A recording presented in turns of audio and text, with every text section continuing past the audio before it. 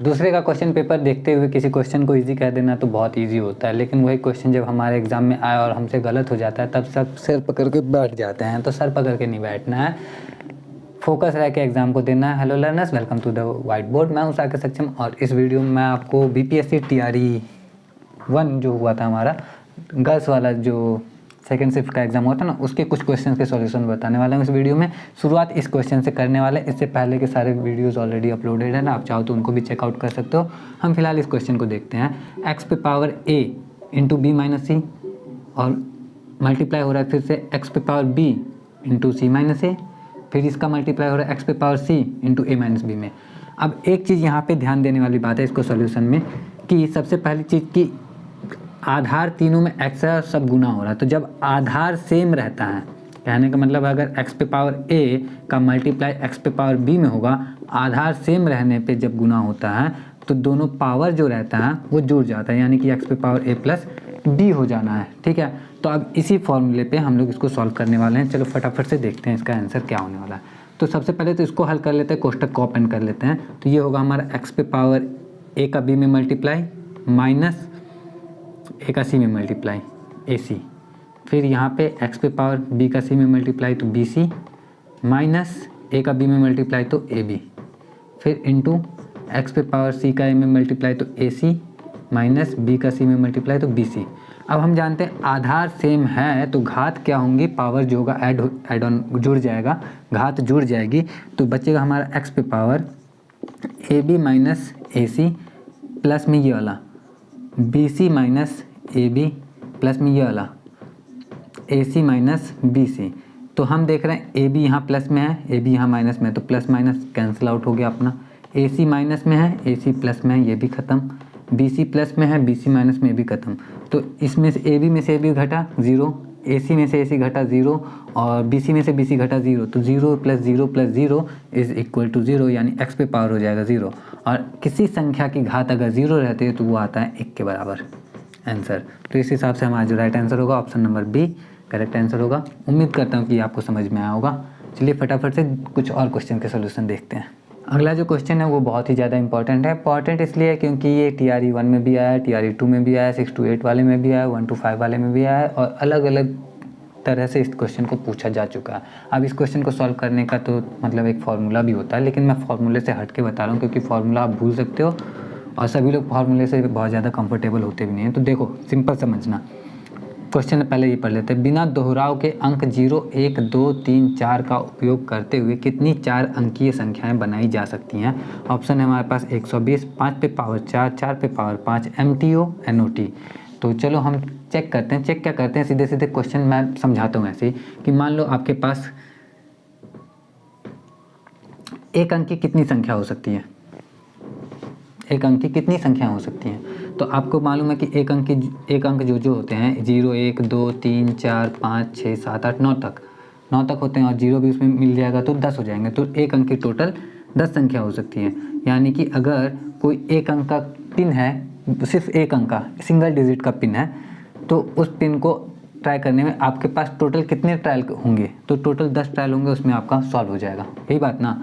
तो एक अंक की टोटल 10 संख्याएं बना सकते हैं हम। लेकिन बात करते हैं जब 2 अंक की हो, 2 अंक वाले को फिल कर लेते हैं। तो 2 अंकों में हमारे पास फिल करने का कितना सारा ऑप्शन समझना। 2 अंकों का पिन है, पहले को हम कितने तरीके से फिल कर सकते हैं। हमारे पास पहले को फिल करने के लिए ऑप्शन कितने हैं, तो पहले को फिल करने के लिए हमारे पास ऑप्शन है 10। क्यों? क्योंकि 0 से लेकर 9 तक हम फिल कर सकते हैं।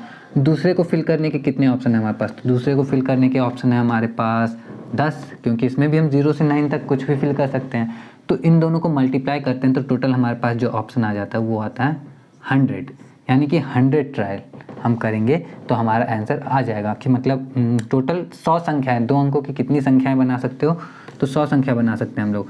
यहाँ पे ध्यान देने वाली बात ये है कि 0 और 1 जो है इसको भी 2 अंकों की संख्या कंसीडर किया जा रहा है, क्योंकि कहीं अगर पिन डालते हैं हम लोग तो एज अ पिन 0 भी वर्क करता है ना, तो इसलिए। ठीक है,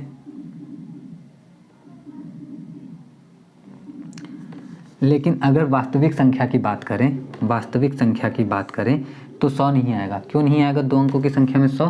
क्योंकि इसको फिल करने के लिए हमारे पास सिर्फ 9 ऑप्शन होंगे, 1 से लेकर 9 तक वाले, और इसको फिल करने के हमारे पास कितने ऑप्शन होंगे, तो इसको फिल करने के हमारे पास 10 ऑप्शन होंगे, यानी कि 9 10 में 90 होगा। क्यों 90 होगा, क्योंकि 1 से लेके जो 9 तक था हमारा वो सारा का सारा तो 2 अंकों वाली संख्या में आएगा नहीं, और 1 से 99 तक हमारा सारा संख्या हो गया, और 1 से लेके 9 तक वाला जो 9 संख्या वो इसमें से माइनस हो गया, तो यानी कि 90 संख्या बना सकते हैं। तो उसी तरीके से अब हम और कुछ समझते हैं थोड़ा सा। मान लो कोई 5 अंक ले लिया हमने, 1 2 3 4 और 5, इनसे हमें पूछा गया कि 2 अंकों की कितनी संख्याएं आप बना सकते हो। फिर से वैसे ही करेंगे कि डिजिट हमारे पास 5 हैं, लेकिन 2 अंकों की संख्या बनाना, तो पहले वाले इकाई का जो स्थान है इसको हम कितनी तरीक़ों से फिल कर सकते हैं, इसके लिए हमारे पास कितने ऑप्शन है, तो 1 2 3 4 5 ऑप्शन है हमारे पास। ठीक, दाहिने वाला जो कॉलम इसको हम कितनी तरीके से फिल कर सकते हैं, तो इसके लिए भी हमारे पास 5 ऑप्शन है, तो कुल मिला के हो गया 5 × 5 यानी कि 25। तो सिर्फ 2 डिजिट का अगर हमें कोई संख्या बनाना है, नंबर बनाना है, और इन्हीं 5 डिजिट को कोई में से कोई यूज़ कर सकते हैं, तो टोटल 25 हम बना सकते हैं। चलो 5 को हटाओ, 3 पे ध्यान देते हैं।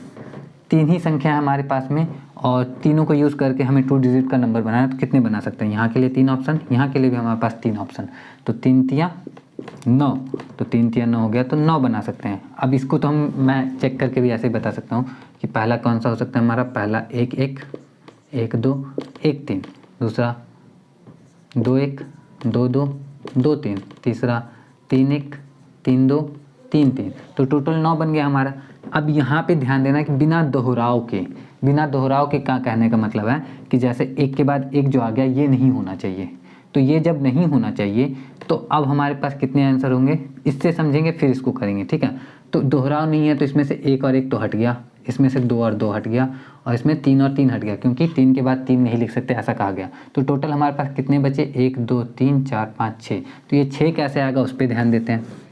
जब हमें अंकों को रिपीट नहीं करना है तो ये 3 अंक हैं, पहले वाले के लिए हमारे पास ऑप्शन कितने 3, लेकिन 3 में से जो भी इसमें हमने भर दिया होगा वो अब इसमें हम नहीं भर सकते। तो मान लो अगर 1 इसमें भर दिया तो अब 1 इसमें नहीं भर सकते, तो ऑप्शन हमारे पास 1 कम हो जाएगा। तो दूसरे वाले के लिए जो हमारा ऑप्शन बचा वो 2, और इन दोनों को मल्टीप्लाई करेंगे तो आएगा हमारा 6। 5 अंक ले लेते हैं अगर हम, ये 5 है और हमें 3 अंकों की कोई संख्या बनाना है, तो अगर 3 अंकों की नॉर्मल संख्या बनाना है तो इसके लिए हमारे पास 5 ऑप्शन, इसके लिए भी हमारे पास 5 ऑप्शन, इसके लिए भी हमारे पास 5 ऑप्शन, और सबको मल्टीप्लाई करेंगे तो 125 आएगा।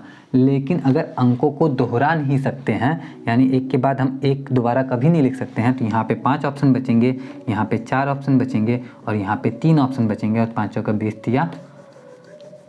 तिया 60 आ जाएगा हमारा आंसर।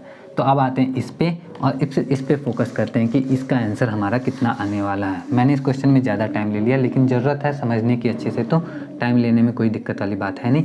सबसे पहले हम 4 कॉलम बना लेते हैं। पहले वाले को फिल करने के लिए हमारे पास कितना ऑप्शन, तो बिना दोहराव के भर रहे हैं, 0 1 2 3 4 का उपयोग करते हुए निम्नलिखित 4 अंकीय संख्याएं बनाई जा सकती हैं। तो जब 4 अंकों की संख्या बनाना है तो पहले वाले में फिल करने के लिए हमारे पास कितना ऑप्शन है, तो नॉर्मली अभी जैसे मैंने बताया उसके हिसाब से आप गिनोगे 1 2 3 4 5, और 5 इसमें फिल कर दोगे, तो 5 यहाँ पे नहीं होगा, यहीं पे हो जाएगी आपकी गलती। यहाँ पे होगा सिर्फ 4 ही ऑप्शन है हमारे पास, क्योंकि 0 को हम कभी भी पहले नहीं रख सकते चाह के भी, क्योंकि अगर 0 को पहले रख देंगे तो बाकी कुछ भी लिखेंगे तो 3 अंकों की संख्या होगी, 4 अंकों की संख्या नहीं होगी। तो इसलिए हमारे पास पहला बॉक्स फिल करने का ऑप्शन है वो सिर्फ 4 है।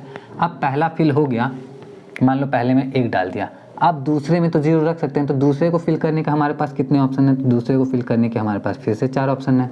अब जब 2 बॉक्स फिल हो गया है तो हमारे पास ऑप्शन बचे 3, अब फिर ऑप्शन बचे 2, तो अब इन सबको मल्टीप्लाई करेंगे हम, जितना आएगा वही हमारा आंसर होगा। तो हम इसको मल्टीप्लाई करते हुए नोटिस कर रहे हैं, 4 चौके 16, 16 दूनी 16 तिया 48, और 48 दूनी 96 हमारा आ गया। 5 पे पावर 4 हम देख पा रहे हैं कि इसमें 5 का एक भी मल्टीपल नहीं है, तो 5 पे पावर 4 इसका ऑप्शन नहीं हो सकता। ठीक, 4 पे पावर 5, 4 2 ही बार है, इसमें 5 बार लिखा है, तो ये भी इसका ऑप्शन नहीं हो सकता। 120 इसको मल्टीप्लाई करने के बाद हमारा 96 है, यानी ये भी ऑप्शन हमारा नहीं है। तो ऑप्शन बचा कौन सा हमारा, नन ऑफ दिस। इस क्वेश्चन का जो राइट आंसर होगा वो होगा नन ऑफ दिस। उम्मीद करता हूँ कि आपको ये समझ में आया है, इसलिए मैंने काफ़ी ज़्यादा टाइम लिया है ताकि अच्छे से समझ में आए। अगर समझ में आया तो प्लीज़ वीडियो को लाइक ज़रूर कर देना, कमेंट करके भी ज़रूर बताना कि आपको समझ में आया है, और ये वीडियो काफ़ी ज़्यादा लंबी हो गई है, तो आज के वीडियो में यही 2 क्वेश्चन रखते हैं। मैं मिलता हूँ आप लोगों से नेक्स्ट वीडियो में। नेक्स्ट वीडियो के लिए अपडेटेड रहने के लिए चैनल को सब्सक्राइब कर लीजिएगा आप लोग। मिलता हूँ नेक्स्ट वीडियो में। जय हिंद।